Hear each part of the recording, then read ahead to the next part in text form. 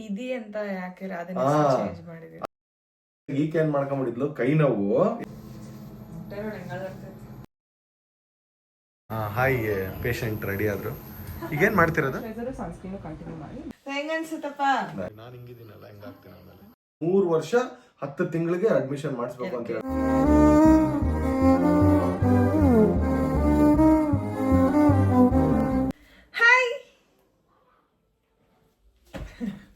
Hi ಎಲ್ರಿಗೂ ನಮಸ್ಕಾರ, welcome back to our YouTube channel. ಎಲ್ರಿಗೂ ನಮಸ್ಕಾರ. ಸೊ ಸುಮಾರು ಜನ ರಾಧನ್ ಮದುವೆ ಬ್ಲಾಗ್ ಎಲ್ಲ ನೋಡಿ ಎಲ್ಲರೂ ಸಪೋರ್ಟ್ ಮಾಡಿದೀರಾ.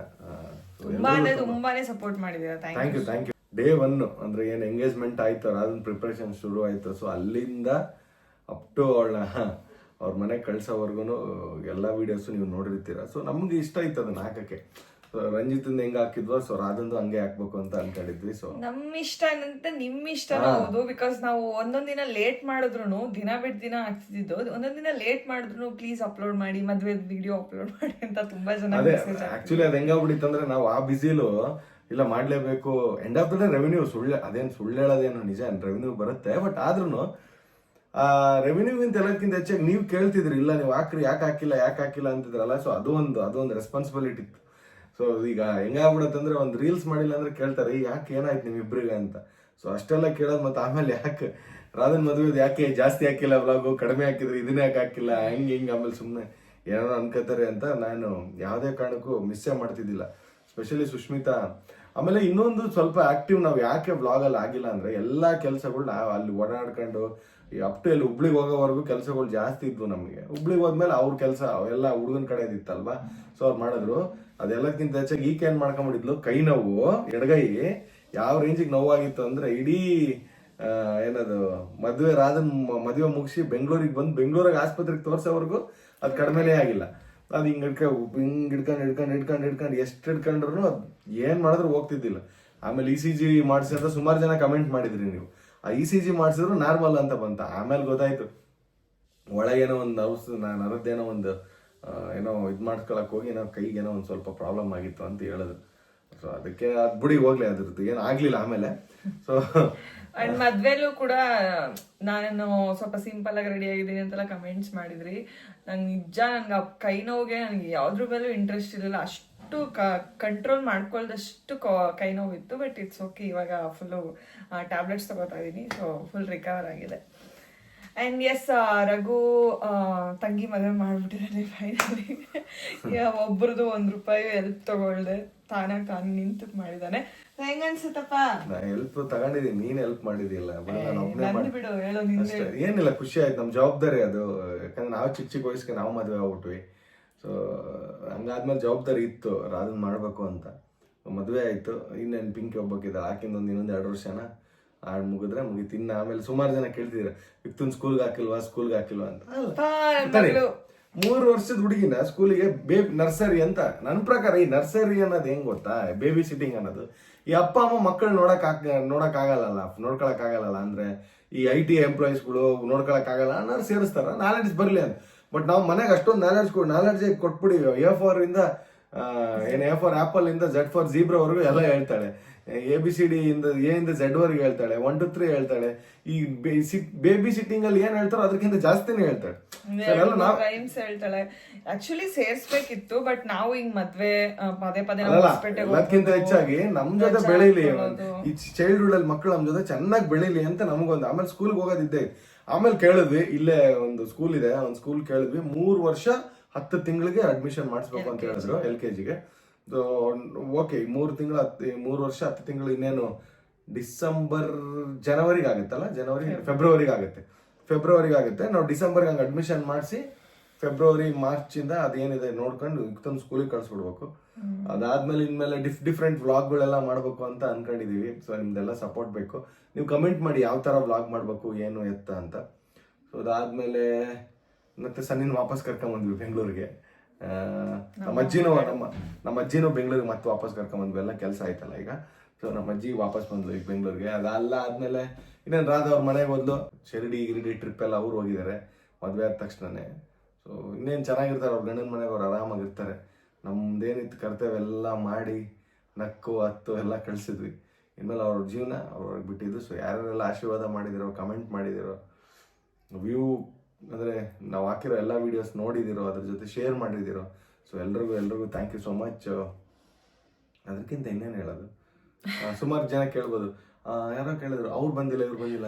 ತುಂಬಾ ಜನ ಇನ್ನೊಂದು ಕ್ವಶನ್ ಏನಂದ್ರೆ ನಿಧಿ ಅಂತ ಯಾಕೆ ಚೇಂಜ್ ಮಾಡಿದ್ರಿ? ಅದು ಏನಕ್ಕೆ ಅಂದ್ರೆ ಈಗ ಈ ಹೆಸರುಗಳು ಇರ್ತಾವಲ್ಲ, ಹುಟ್ಟ ಹೆಸರು ಅಂತ ಇರುತ್ತೆ. ಗಂಡನ ಮನೆಗೆ ಬಂದು ಈಗ ನಮ್ಮ ಅಮ್ಮನ ಹೆಸರು ಸುಧಾ, ಬಟ್ ಮದುವೆ ಮಾಡ್ಕೊಂಡ್ ಬಂದಾದ್ಮೇಲೆ ನಿರ್ಮಲಾ ಅಂತ ಆಯ್ತು. ನಮ್ಮ ಅಜ್ಜಿ ಹೆಸರು ಶಾಂತಮ್ಮ, ಮದುವೆ ಆದ್ಮೇಲೆ ಪಾರ್ವತಮ್ಮ ಅಂತ ಆಯ್ತು. ಕೆಲವೊಬ್ರು ಮನೆಗೆ ಬರಲ್ಲ ಅಂತ ಇರುತ್ತೆ, ರಾಧಾ ಅನ್ನೋ ಹೆಸರು ಅವರು ನಿಧಿ ಅಂತ ಚೇಂಜ್ ಮಾಡ್ಕೊಂಡಿದ್ದಾರೆ. ಸೊ ಈಗ ನೋಡಿದ್ರಲ್ಲ, ನಿಮ್ಗೆ ಏನೇನ್ ಕ್ಲಾರಿಫಿಕೇಶನ್ ಇತ್ತು ಎಲ್ಲಾನು ನಾವು ನಿಮ್ ಮುಂದೆ ಹೇಳಿದ್ವಿ. And thank you so much ನಿಮ್ಮೆಲ್ಲರೂ ಸಪೋರ್ಟ್ಗೆ. ರಾಧನ್ ಬ್ಲಾಗ್ ಅಂತೂ ಒಳ್ಳೆ ಸಪೋರ್ಟ್ ಕೊಟ್ರಿ, ಥ್ಯಾಂಕ್ ಯು ಸೋ ಮಚ್. ಮುಂಬರುವ ವಿಡಿಯೋಸ್ಗಳಿಗೂ ಹಿಂಗೆ ಸಪೋರ್ಟ್ ಮಾಡಿ.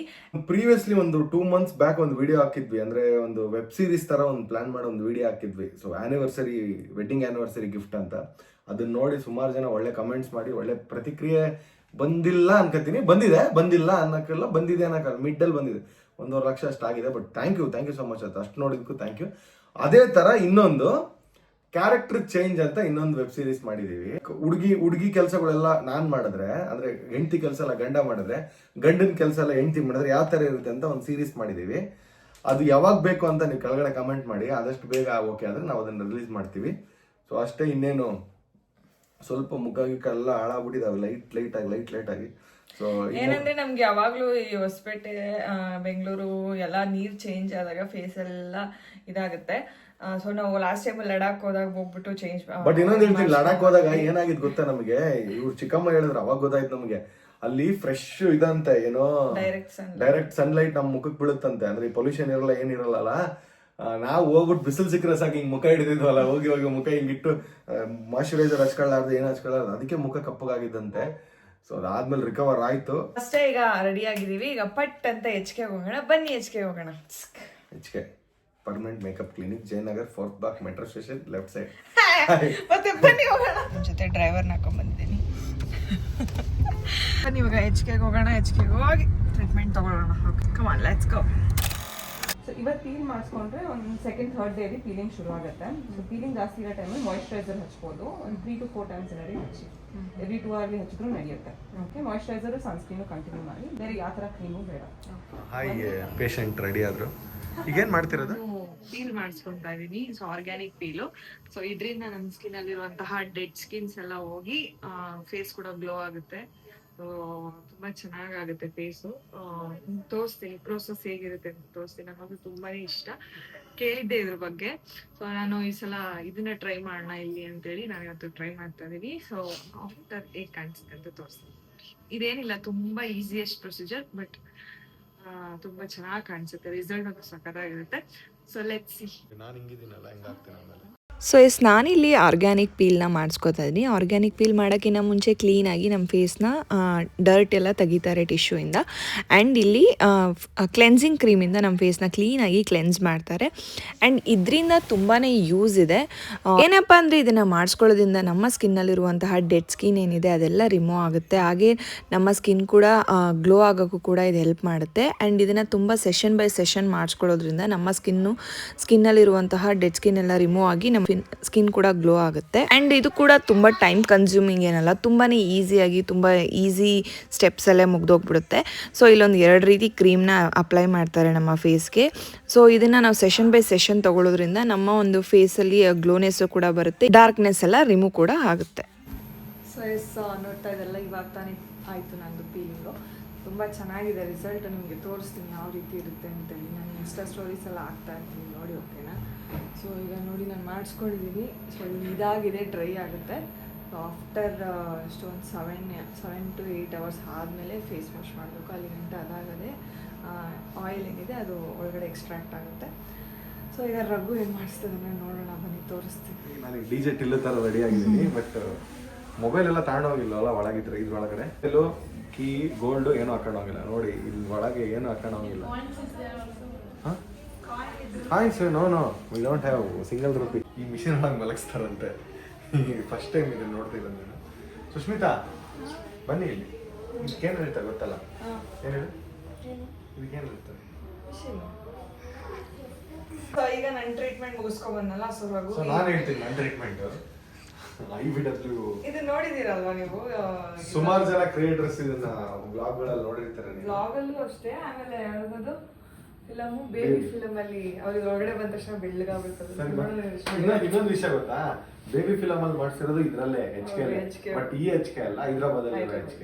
ನಾನು ಇದನ್ನ 2ನೇ 3ನೇ ಸರಿನೋ 4ನೇ ಸರಿನೋ ಹೇಳ್ತಿರೋದು. ನಿಮಗೆ ಇನ್ನೊಂದು ಗೊತ್ತಾ, ನಾವು ಫಸ್ಟ್ ಟೈಮ್ ಬಂದಾಗ ಬೇಬಿ ಫಿಲಮ್ ಅಲ್ಲಿ ಮಾಡ್ತಾರೋ ಬೆಳ್ಳಗಾದ್ರೆ ಹೆಂಗಾಗುತ್ತೆ ಅದೇ ತರ ಅಂತ ನಾವು ಸುಮ್ಮನೆ ಮಾತಾಡ್ಕೊಂಡು ನಿಜವಾಗ್ಲೂ ಇಲ್ಲೇ ಬೇಬಿ ಮಾಡಿದಾರೆ ಅಂತ ನಮಗೆ ಗೊತ್ತೇ ಇಲ್ಲ. ಸೊ ಇವಾಗ ಫುಲ್ ಬಾಡಿ ಬ್ರೈಟ್ನಿಂಗ್ ಅಂತ ಇದು. ಸೊ ಒಳಗಡೆ ಹೋಗೋಣ. ಏನು ಗುಂಗ್ರ ಚೈನ್ ಏನು ಹಾಕಿಲ್ಲ, ಒಂದು ಮೊಬೈಲ್ ಒಂದು ಕಾಯಿನೂ ಹಾಕಿಲ್ಲ. ಫುಲ್ ಬಾಡಿ ಹೀಟ್ ಆಗುತ್ತಂತೆ. ಬನ್ನಿ ಹೋಗೋಣ. ಸೊ ಈ ಬಾಡಿ ವೈಟ್ನಿಂಗ್ ಮಿಷಿನ್ ಬಂದು ಈ ರೀತಿ ಇರುತ್ತೆ, ನೋಡ್ತಾ ಇರ್ಬೋದು ಹೇಗಿದೆ ಅಂತ. ನೋಡಿ ವೆಲ್ಕಮ್ ಅಂತ ಮಷೀನ್ ಹೇಳ್ತಿದೆ. ಹೋಗೋಣ ವೆಲ್ಕಮ್ ಮಾಡಕ್ಕೆ. ನೋಡಿ ಫೈನಲ್ ಇಲ್ಲಿ ಏನು ಭಯ ಆಗ್ತಿದೆ, ಫಸ್ಟ್ ಟೈಮ್ ಇದೆಲ್ಲ. ಏನೂ ಆಗಲ್ಲ ತಾನೆ? Okay done. ಗ್ಲಾಸ್ ಹಾಕಿದ್ರ ಈಗ ರಜನಿಕಾಂತ. ಸೊ ಈ ಬಾಡಿ ವೈಟ್ನಿಂಗ್ ಅನ್ನೋದು ಏನಿದೆ ಅಲ್ಲ, ಇದು ನಮ್ಮ ಒಂದು ಬಾಡಿಲಿರುವಂತಹ ಡೆಡ್ ಸ್ಕಿನ್ಸ್ನೆಲ್ಲ ಇದು ಕೂಡ ರಿಮೂವ್ ಮಾಡುತ್ತೆ ಆ್ಯಂಡ್ ನಮ್ಮ ಸ್ಕಿನ್ಗೆ ಗ್ಲೋನೆಸ್ ಕೂಡ ಕೊಡುತ್ತೆ. ಇದನ್ನು ಕಂಪ್ಲೀಟಾಗಿ ಸೆಷನ್ ಬೈ ಸೆಷನ್ ತೊಗೊಳೋದ್ರಿಂದ ನಿಮ್ಮ ಕಂಪ್ಲೀಟ್ ಬಾಡಿನೇ ವೈಟ್ ಮಾಡೋದಕ್ಕೆ ಇದು ಹೆಲ್ಪ್ ಮಾಡುತ್ತೆ. ಸೊ ನೋಡಿ, ಚೆನ್ನಾಗಿತ್ತು, ತುಂಬ ಸ್ಪೆಷಲ್ ಆಗಿತ್ತು. ಇದು ಒಂಥರ ಫಸ್ಟ್ ಟೈಮ್ ಇದು ಹಿಂಗೆ ಮಾಡಿಸ್ಕೊಂಡಿರೋದು. ಇವಾಗ ನೀವು ಸೋಂಬೇರಿ ಆಗಿದ್ರೆ ಅಂದರೆ ಫ್ಯಾಟ್ ರಿಡಕ್ಷನ್ ಅಂತ ಒಂದಿದೆ. ಅಂದರೆ ನೀವು ವಾಕ್ ಮಾಡಲ್ಲ, ಅದು ಮಾಡಲ್ಲ, ಒಂಚೂರು ಮದುವೆಗಿದ್ರೆ ಇದ್ದಾಗ ಹೊಟ್ಟೆ ಒಳಗಡೆ ಕಂಡು ಸೋನಾ ಬಿಟ್ಟು ಹಾಕೋದಕ್ಕಿಂತನೂ ಇಲ್ಲೊಂದು ಇದು ಬರುತ್ತೆ ಅಂತ, ಬಾಡಿ ಕಾಂಟೋರಿಂಗ್. ಅದನ್ನು ಜಸ್ಟ್ ಹಿಂಗೆ ಹಾಕಿ ಹಿಂಗಂದರೆ ಎಳೆದ್ರೆ ಹೋಗ್ಬಿಡುತ್ತೆ. ಸೊ ಫಸ್ಟ್ ಟೈಮ್ ಮಾಡಿಸ್ತಿರೋದು. ಹಂಗ ಅಂದ್ಬಿಟ್ಟು ವಾಕ್ ಮಾಡೋದು ಅವೆಲ್ಲ ಹೇಳ್ತೀನಿ. ಅಲ್ಲ ಬಟ್ ಇಲ್ಲಿ ಚೆನ್ನಾಗಿದೆ. ಯಾರಿಗೆಲ್ಲ ಬೊಜ್ಜಿದೆ, ಎಕ್ಸ್ಟ್ರಾ ಬೊಜ್ಜಿರುತ್ತೆ, ಅದನ್ನ ತೆಗಿಸ್ಬೇಕು ಅಂತ ಅಂದಾಗ ನೀವು ಈ ಸೆಷನ್ ತಗೊಳ್ಳೋದ್ರಿಂದ ಒಂದು 5-6 ಸೆಷನ್ ತಗೊಳ್ಳೋದ್ರಿಂದ ನಿಮಗೆ ಆಮೇಲೆ ಇಲ್ಲಿ ಎಲ್ಲಾನು ಡೌಟ್ ಇರುತ್ತೆ, ಸೈಡ್ ಎಫೆಕ್ಟ್ ಆಗುತ್ತಾ, ಆ ಎಫೆಕ್ಟ್ ಆಗುತ್ತಾ ಅಂತ. ಸೊ ಇಲ್ಲೆಲ್ಲ ಈಗ ಹಾಸ್ಪಿಟ್ಲಿಗೆ ಹೋಗ್ತೀವಲ್ಲ ನಾವು, ಒಂದು ಡಾಕ್ಟ್ರು ಏನೋ ಒಂದು ರೋಗ ಅಂದರೆ ಆಪ್ರೇಷನ್ ಮಾಡಿದ್ರೆ ಡಾಕ್ಟ್ರ್ ಕೇಳ್ತೇವೆ ನಾವು, ಸೈಡ್ ಎಫೆಕ್ಟ್ ಆಗುತ್ತೆ ಸರ್ ಈ ಆಪ್ರೇಷನ್ ಮಾಡಿದ್ರೆ. ಸೊ ಹಂಗೆ ಇಲ್ಲೇನೂ ತುಂಬ ನಾಲೆಡ್ಜಬಲ್ ಪರ್ಸನ್ಸ್ ತುಂಬ ಜನ ಇರೋದು. ಸೊ ಹಂಗೇನೂ ಇಲ್ಲ. ಸುಮಾರು ಜನಕ್ಕೆ ಅದೊಂದು ಡೌಟ್ ಇರುತ್ತೆ, HK ಪರ್ಮನೆಂಟ್ ಇದು ಸಲೂನಾ ಅಥವಾ ಇದು ಕ್ಲಿನಿಕ್. ಇದು ಕ್ಲಿನಿಕ್ ಅಂದರೆ ಏನೋ ಹಾಸ್ಪಿಟಲ್ ಥರನೇ, ಬಟ್ ಏನಂದರೆ ಇದು ಸ್ಕಿನ್ ರಿಲೇಟೆಡ್. ಆ್ಯಂಡ್ ತುಂಬ ಜನ ಪ್ರೈಸ್ ಬಗ್ಗೆ ಕೇಳ್ತೀರಾ. ಇಟ್ ಡಿಪೆಂಡ್ಸ್ ನಿಮ್ಮ ಫೇಸ್. ನೀವು ಬಂದು ನೀವು ಇಲ್ಲಿ ಬಂದು ಡಾಕ್ಟ್ರ್ ಕನ್ಸಲ್ಟ್ ಮಾಡಿದ್ರೆ ನಿಮ್ಮ ಫೇಸ್ ತಕ್ಕನಂಗೆ ನಿಮ್ಗೆ ಯಾವ ಟ್ರೀಟ್ಮೆಂಟ್ ತೊಗೋಬೇಕು, ನಿಮಗೆ ಏನು ಬೇಕು ಅನ್ನೋದು ಅವ್ರು ಹೇಳ್ತಾರೆ. ನಾವು ಸುಮಾರು ಜನ ಬ್ಲಾಗಲ್ಲಿ ಹೇಳ್ತಿರ್ತಾರೆ ಎಷ್ಟು ಪ್ರೈಸ್ ನೀವು ಇಲ್ಲಿ ಬಂದು ಕೇಳಿದ್ರೆ ಗೊತ್ತಾಗುತ್ತೆ. ನಿಮಗೆ ಏನಾಗಿರುತ್ತೆ ಅಂತ ಗೊತ್ತಾಗಲ್ಲ. ನಿಮ್ಮ ಸ್ಕಿನ್ ರಿಲೇಟೆಡಾ, ಹೇರ್ ರಿಲೇಟೆಡಾ? ಸೊ ನೀವು ಬಂದರೆ ಅವರು ಕನ್ಸಲ್ಟ್ ಮಾಡ್ತಾರೆ. ಸೊ ಬನ್ನಿ ಇವಾಗ ಬಾಡಿ ಕಾಂಟ್ರೋಲ್ ಹೇಗಿರುತ್ತೆ ನೋಡೋಣ. ಸ್ವಲ್ಪ ಬೊಜ್ಜು ಕರೆಸೋಣ. ಹೆವಿ ಜನ ಬಂದ್ಬಿಟ್ಟಿದೆ ಹೊಟ್ಟೆ. ಸುಖವಾಗಿದ್ದೀರಲ್ಲ, ಅವಳಿಗೆ ಕರೆಕ್ಸ್ಬೇಕು ಆ್ಯಕ್ಚುಲಿ, ನಮಗಲ್ಲ. ಹೊಟ್ಟೆನೇ ಇಲ್ಲ. ಓಕೆ ಓಕೆ, ನಾನು ಸ್ಲಿಮ್ ಆಗಿದ್ದೀನಿ, ಅವ್ನು ಸ್ಲಿಮ್ ಆಗಿದ್ದಾರೆ. ನೀವೇ ಹೇಳಿ. ಏನು ಖುಷಿ ಅಂದರೆ ಸರ್ ಬೆಡ್ಶೀಟ್ ಎಲ್ಲ ಇಟ್ಬಿಟ್ಟವ್ರು ಇತ್ತೀಚೆಗೆ.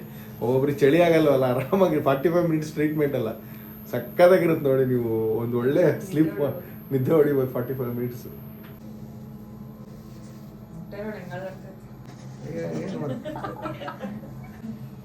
ನಾನು ಸುಖವಾಗಿದ್ದು ಒಳ್ಳೆ ಏನು ಜವಾಬ್ದಾರಿ ಇಲ್ಲ ಅಲ್ವಾ. ಸೊ ಹಂಗಾಗಿ ಊಟ ಯಾವಾಗ ತಿಂತೀವಿ ಏನು. ಆ್ಯಂಡ್ ಇಲ್ಲಿ ರಘು ಮಾಡಿಸ್ಕೋತಿರೋದು ಬಾಡಿ ಕಾಂಟೋರಿಂಗ್. ಇಲ್ಲಿ ಬಾಡಿ ಕಾಂಟೋರಿಂಗ್ ಕೂಡ ಇದೆ. ಸೊ ಇದರಿಂದ ನಿಮಗೆ ಎಕ್ಸಸ್ ಬೊಜ್ಜು ಏನಿದೆ, ಸೊ ಇದನ್ನು ನೀವು ಪದೇ ಪದೇ ಸೆಷನ್ ಬೈ ಸೆಷನ್ ತೊಗೊಳೋದ್ರಿಂದ ನೀವು ಇದನ್ನು ರಿಮೂವ್ ಕೂಡ ಮಾಡಿಸ್ಬೋದು. ಸೊ ನೋಡಿ HKL ಏನೇನೆಲ್ಲ ಇದೆ ಅಂತೇಳಿ ನೀವು ಕೂಡ ಒಂದ್ಸಲ ವಿಸಿಟ್ ಮಾಡಿ ಗೊತ್ತಾಗುತ್ತೆ. ನೋಡಿ ಹೊಟ್ಟೆನೇ ಕಾಣಿಸ್ತಿಲ್ಲ, ಹೋಗ್ಬಿಡ್ತು.